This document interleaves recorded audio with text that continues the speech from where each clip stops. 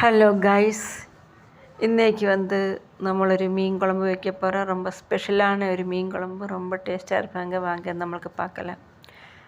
நாம் ஒரு தவை எடுத்து அடுப்பில் வச்சு பற்ற வச்சுட்டாங்க. அப்போ தவை சூடாகட்டும். அப்போ நம்மளை எண்ணெய் சூடாகக்கப்புறம் நம்மளை எண்ணெய் ஊற்றிட்டாங்க. எண்ணெய் ஊற்றும்போது நம்மளை வெங்காயம், பூண்டு, இஞ்சி, பச்சை மிளகு, கறிவேப்பிலை எல்லாமே அந்த எண்ணெயில் போட்டு வதக்கி கொஞ்சமாக லைட்டாக നമ്മൾ வதக்கி அப்படியே வச்சுட்டு இனி നമ്മൾ அதுக்காக ஒரு 3 தக்காளி போடணும்.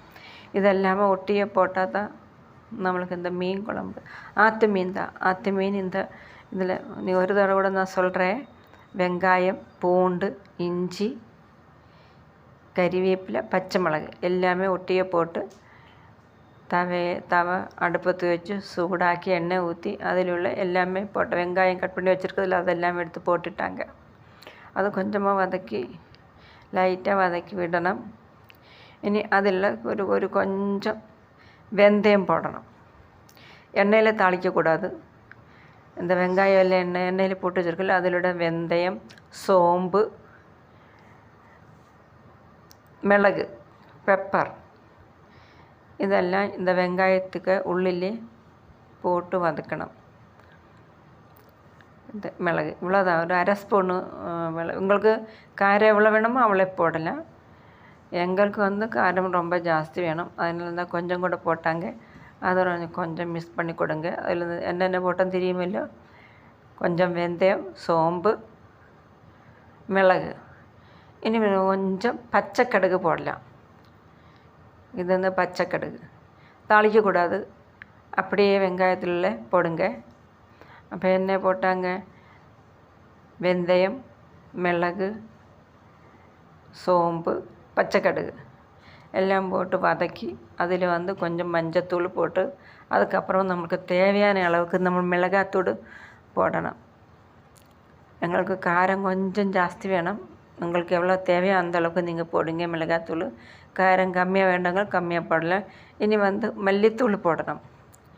மல்லித்தூள் கொஞ்சம் போட்டால் போதும். மிளகு தான். இப்போ மிளகாத்தூள் கொஞ்சம் ஜாஸ்தியாக போடுங்க. இது ஆற்று மீன் இல்லை, ஆற்று மீன் கொஞ்சம் மிளகாத்தூள் ஜாஸ்தி வேணும். அப்படியே கொஞ்சம் கிளறி கொடுங்க. பார்த்துட்டிங்களா, நல்ல கலராக இருக்குது. ஆனால் அந்த அளவுக்கு நீங்கள் பார்த்தா நிறைய மிளகாத்தூள் போட்ட மாதிரி இருக்கும். இல்லைங்க, தேவையான அளவு மட்டும்தான் போட்டிருக்கு. அதுக்கப்புறம் நான் ஒரு 3 தக்காளி கட் பண்ணி போட்டுட்டாங்க. அதுவும் இதுக்குள்ளே போடுங்க. காரம் கம்மியாக இருக்குது, அதனால் கொஞ்சம் கூட தான் போட்டாங்க. ஆனால் இந்த அளவுக்கு காரம் இல்லை. நீங்கள் பார்த்தோன்னா ரொம்ப மிளகாத்தூள் போட்ட மாதிரி இருக்குது. இல்லை, இதெல்லாம் வதக்கியக்கு அப்புறம் நம்ம அரை மூடி தேங்காய் போட வேணும். ஆனால் இதில் மிளகாத்தூள் கொஞ்சம் ஜாஸ்தியாக வேணுங்க. நீங்களுக்கு விருப்பப்படி போடலாம். எங்களுக்கு காரம் ஜாஸ்தியாக வேணும், அதனால் கொஞ்சம் எச்சா போட்டாங்க. இனி கடைசி தேங்காயும் போட்டு கிளறி விட்டு பார்த்துட்டிங்களா. இனி இதோட கொஞ்சம் வதக்கியா போதும். இனி இது ஆறணும். ஆறுக்கப்புறம் இனி நம்மளுக்கு தேவையான அளவு உப்பு போட மறந்துடுச்சு. உப்பு கொஞ்சம் போட்டுட்டாங்க. எவ்வளோ உங்களுக்கு உப்பு வேணுமோ, உப்பு காரம் எல்லாம் உங்களுக்கு எவ்வளோ வேணுமோ அவ்வளோ போடுங்க. எங்களுக்கு கொஞ்சம் எச்சா வேணும், அதனால் எங்களுக்கு கொஞ்சம் எச்சா காரம் போட்டுட்டாங்க. அது திரும்ப நான் சொல்லிட்டு தான் இருக்குது, சாரி. அப்போ அது மிக்ஸ் பண்ணி போட்டுட்டாங்க. இனி அதை அப்படியே கிளறி இது ரொம்ப மிக்ஸ் பண்ண தேவையில்லை. அது கொஞ்சம் அந்த பச்சை வாசம் போனால் போதும். இனி நம்மளுக்கு என்ன பண்ணலாம், இனி ஒரு அதே தவையில் கொஞ்சம் எச்சா எண்ணெய் ஊற்றி இப்போ நம்ம அதெல்லாம் அரைச்சி இப்போ தக்காளி, வெங்காயம், இஞ்சி, பூண்டு, கறிவேப்பிலை, பச்சை மிளகாய் எல்லாம் போட்டு நம்ம வதக்கியது அது ஆறக்கப்புறம் நம்மளை அரைச்சி வச்சுட்டாங்க. சாந்து மாதிரி, ரொம்ப சாந்தாக வேண்டாம், அது நல்லா அரையணும். அப்புறம் அரைச்சிட்டாங்க. அதை அரைச்சி ஒரு சைடில் வச்சுருக்கு. நம்மளை தவையில் ரெண்டாவது அதே தவையில் நம்மளை எண்ணெய் ஊற்றி எண்ணெய் எல்லாம் சூடாகட்டும். அது வரைக்கும் தான் கொஞ்சம் அங்கே அடுப்பெல்லாம் கொஞ்சம் க்ளீன் பண்ணட்டும். அப்போ எண்ணெய் சூடாகுன டைமில் நமக்கு அங்கே க்ளீனும் ஆகுவாங்க. பக்கத்தில் பைப் இருக்குது, கையோட கழுகி அப்புறம் சுத்தமாக தண்ணியெல்லாம் மாற்றி இனி நம்மளுக்கு என்ன பண்ணலாம், அதுக்குள்ளே நம்ம முதல்ல அந்த வெங்காயம் தக்காளி பூண்டெல்லாம் வதக்கும்போது நம்ம கொஞ்சம் வெந்தயம் போட்டுட்டாங்க. ஆனால் നമ്മൾ നെക്സ്റ്റ് തവണ നമ്മൾ அந்த அரைப்பு எல்லாம் ஒரு தடவை ஃப்ரை பண்ணோம். அதுக்காக நம்ம எண்ணெய் சூடு பண்ணிட்டாங்க. இனி லைட்டாக ஒரு 5-6 வெந்தயம் போட வேணும். வெந்தயம் போட்டு அதுக்கப்புறம் இந்த அரைச்சி வச்சுருக்கத அரைப்படுத்து எண்ணெயில் போடுங்க. கொஞ்சம் எச்சா இருக்குது. அது நான் 2 கிலோ மீன் வாங்கிட்டு பாதி வறுக்கிறது எடுத்துச்சு, 1 கிலோ குழம்புக்கு எடுத்துட்டாங்க. அப்போ அந்த அரைப்பு இந்த எண்ணெய்க்குள்ளே போட. அப்போ எண்ணெய்க்குள்ளே നമ്മൾ வெந்தயம் போட்டு அது வெந்தயம் போட்டு அதுக்கப்புறம் தான் நம்ம அந்த அரைப்பு போடணும். அரைப்பு போட்டு நல்லா வதக்கி கொடுக்க. வதக்கினா அந்த அரைப்பு இருக்கிற தண்ணி இல்லை அதெல்லாம் போயிட்டு எண்ணெய் மட்டும் கடைசி வரணும். அந்த டைமில் தான் நம்ம தண்ணி ஊற்றணும்.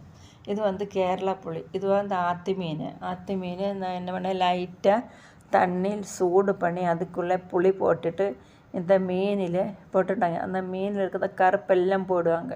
நல்லா சுத்தமாகி வந்துட்டாங்க. அப்புறம் அது மீனெல்லாம் தான் க்ளீன் பண்ணி வச்சுட்டாங்க. அப்படியே அரைப்பு ரெடி ஆகட்டும். அது மிக்ஸ் பண்ணி கொடுத்துட்டாங்க. இனி இது நம்ம என்ன செய்யணும், அதை அப்படியே கிளறி கொடுக்குறது டைம் ஆகுவாங்க இந்த குழம்பு செய்கிறதுக்கு.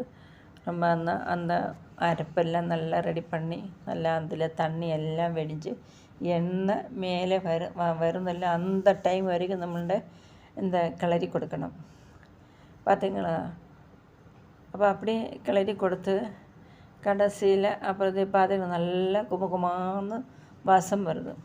ஆனால் இவங்க அப்பா என்ன பண்ண தெரியுமா, இவங்க அப்பாவுக்கு ரொம்ப பிடிக்கும் ஆற்று மீன் தான் பிடிக்கும், கடல் மீன் பிடிக்காது. அப்போ ஒரு நாளைக்கு நான் இதே மாதிரி செஞ்சு ரொம்ப சூப்பராக இருந்துட்டாங்க. அப்போ அவங்க அப்போ சொல்லிட்டு இதனால் இன்றைக்கி ஆஃபீஸில் கொடுத்து விடு அப்படின்னு சொல்லிட்டாங்க. சரி இன்றைக்கி கொஞ்சம் செஞ்சுட்டு ஆஃபீஸில் கொடுத்து விடலான்னு நினச்சேன். இது இன்றைக்கி சமைச்சு வச்சுருந்தா மீன் குழம்பு எப்போவுமே நாளைக்கு ரொம்ப சூப்பராகுங்க. காலையே சமைச்சு வச்சுருந்தா சாயங்காலம் தான் சாப்பிட்டா அந்த மீன் குழம்புக்கு அவ்வளோ ருசி.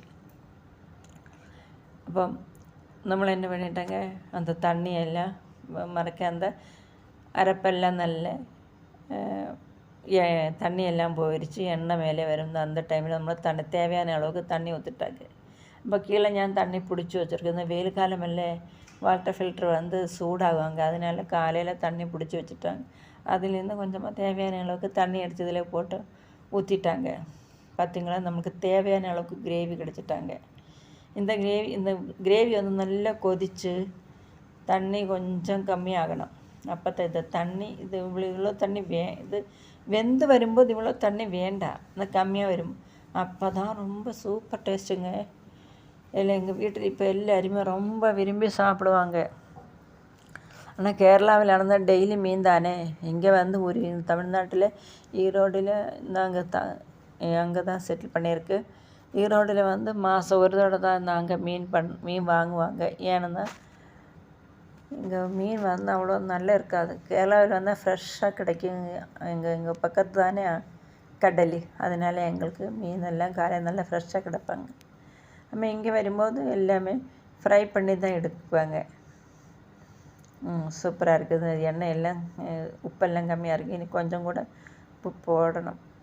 அப்போ தான் கொஞ்சம் வேணும். சூப்பராக இருக்குது. பார்த்தியா, எனக்கு மூஞ்சி பார்த்தாலே தெரியும் குழம்பு நல்லா இருக்குது அப்படின்னு. அந்த அரைப்பிலே தெரியுவாங்க மீன் குழம்பு எப்படி இருக்குதுன்னு. கொஞ்சம் உப்பு கம்மியாக இருக்குது, இன்னும் கொஞ்சம் உப்பு போட்டுட்டாங்க.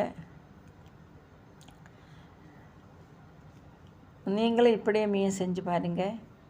ஏன்னா அவ்வளோ டேஸ்ட்டாக இருக்கும். மீன் குழம்பு செய்யும்போதும் வெங்காயம் எல்லாம் வதக்குமெல்லாம் வெங்காயம் தக்காளி இஞ்சி பூண்டு எல்லாம் வதக்கும்போது அதுக்குள்ளே கொஞ்சம் வெந்தயம், பச்சை கடுகு, பச்சை மிளகு,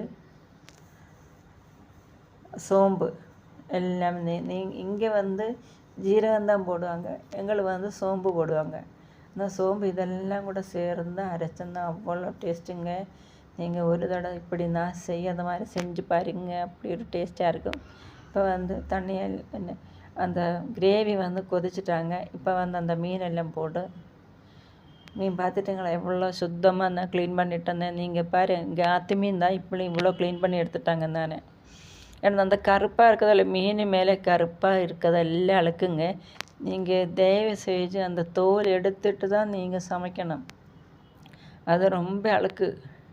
ஆனால் சொல்ல முடியாது, அந்த அளவுக்கு அழுக்கு இருக்கும்போது நீங்கள் புளி இந்த லைட்டாக தண்ணி சூடு பண்ணி அதுக்குள்ளே புளி போட்டு அந்த மீன் கழுகுங்க. மீன் அதுக்குள்ளே இருந்தால் ரொம்ப சூடு பண்ணக்கூடாது. ரொம்ப சூடு பண்ணியிருந்தால் மீன் வெந்து போயிடுவாங்க. அப்போ வந்து ரொம்ப லைட்டாக சூடு பண்ணி அதுக்குள்ளே புளி போட்டு இந்த மீனெல்லாம் அதுக்குள்ளே போட்டோம்னா நம்மளுக்கு கத்தி எடுத்து அதை சுத்தம் பண்ணியிருந்தால் நல்லா இருக்கும். இந்த கலர் வருவாங்க. நாங்கள் இந்த மீன் வாங்கும்போது கருக்கரான்னு இருந்துருச்சு. இனி வந்து மீன் ஃப்ரை பண்ண வேண்டியிருக்கு. மீனை ஃப்ரை பண்ணிட்டோம்னா தம்பிக்கு ரொம்ப பிடிக்கும். அவன் மீன் குழம்பு இப்போ முதல்ல வந்து மீன் குழம்பு பிடிக்காது. இப்போ வந்து மீன் குழம்பு சாப்பிடுவாங்க. ஃப்ரை வந்து இந்த எலுமிச்சம்பழம் வெங்காயம் எல்லாம் போட்டு அவன் தனியாக சாப்பிடுவாங்க தம்பி. அப்போ வந்து மீன் நல்லா கொதித்து வெந்துட்டாங்க. பார்த்துட்டுங்களா, அந்த தட்டத்தில் எல்லாம் அரைப்பு பிடிச்சிட்டாங்க. அது மாற்றி அது சிங்கில் போட்டுட்டாங்க, களி எடுக்கலாம். அந்த மீன் குழம்புல வந்து கரண்டி அவ்வளோ ரொம்ப ஸ்பீடாக சுற்றாதீங்க, லைட்டாக. ஆனால் ரொம்ப நம்மள பலமாக எடுத்துட்டோன்னா அந்த மீன் எல்லாம் குட்டி குட்டியாக பொடிஞ்சு போவாங்க. இப்போ നമ്മൾ വളരെ ജാഗ്രതயாக വേണം இந்த கரண்டி எடுத்து மீன் குழம்பில் எடுத்து சுற்றுறதுக்கு. இல்லைன்னா கையால் எடுத்து தட்டத்தில் பிடிச்சி சுற்றி வைக்கலாம். அது தேவையில்லை, நம்ம பார்த்து செஞ்சால் போதும். இனி வந்து அடுத்த ஒரு அடுப்பில் வச்சுட்டு அந்த சாறு அந்த மீன் அப்படியே இருந்து தண்ணி கொஞ்சம் கம்மியாகணும். அப்போ இதே அடுப்பில் வந்து நம்ம கொஞ்சம் மீன் ஃப்ரை பண்ணலாம். மீன் ஃப்ரை வேணும்னா இப்போ 2 வேலையும் ஒரு டைமில் ஆகிடுவாங்க. அப்போ அதுக்காக அந்த சின்ன தட்டை எடுத்து தவை எடுத்து கேஸில் பற்ற வச்சுட்டாங்க. அது தவை வந்து சூடாகும்போது நமக்கு எண்ணெய் ஊற்றலாம். அப்படி அது கொஞ்சம் மீன் தான் அடிக்க பிடிக்கக்கூடாதில்ல. சாறு கொஞ்சம் தான் தேவையான அளவுக்கு தான் வச்சுருக்குது. அதனால நம்ம நடுவில் கொஞ்சம் உள்ளால் கரண்டிட்டு மிக்ஸ் பண்ணி கொடுக்கணும். இது வந்து மீன் ஃப்ரை பண்ணுறதுக்கு நம்மளுக்கு தவை எடுத்து அதில் எண்ணெய் ஊற்றிட்டாங்க.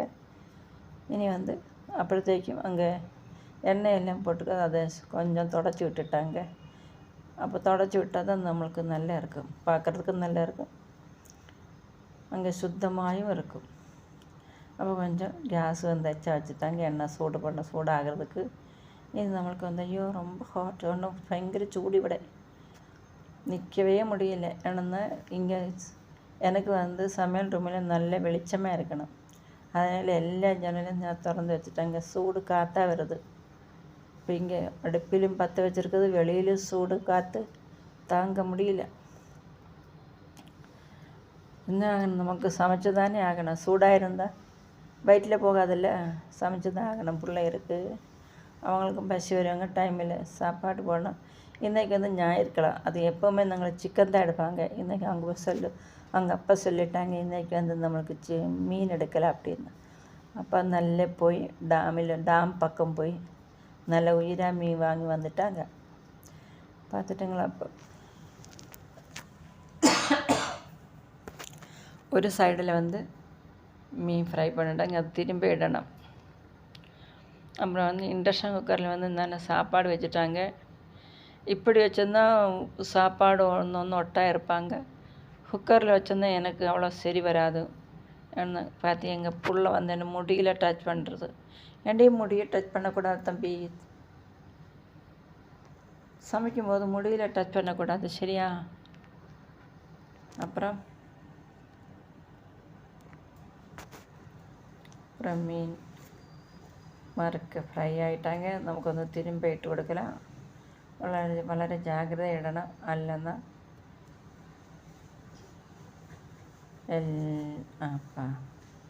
பார்த்தியா ரொம்ப கலராக இருக்குது, அவ்வளோ டேஸ்ட்டாக இருக்கும். பார்க்குறது மாதிரி டேஸ்ட்டு தான் இருப்பாங்க. பார்த்துக்கோங்க எப்படி மீன் ஃப்ரை பண்ணதுன்னு. இனிமேல் இட்டுட்டாங்க, திரும்பி இட்டுட்டாங்க. திரும்பி இட்டு இது ஆற்று மீன் தானே, ரொம்ப சாஃப்டாக இருப்பாங்க.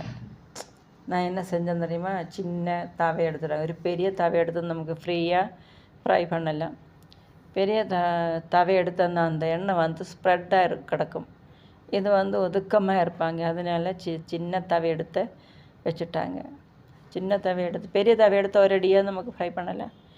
இது கொஞ்சம் தெரியல, அப்படியே மனசில் வந்து அந்த இதை எடுத்துட்டாங்க.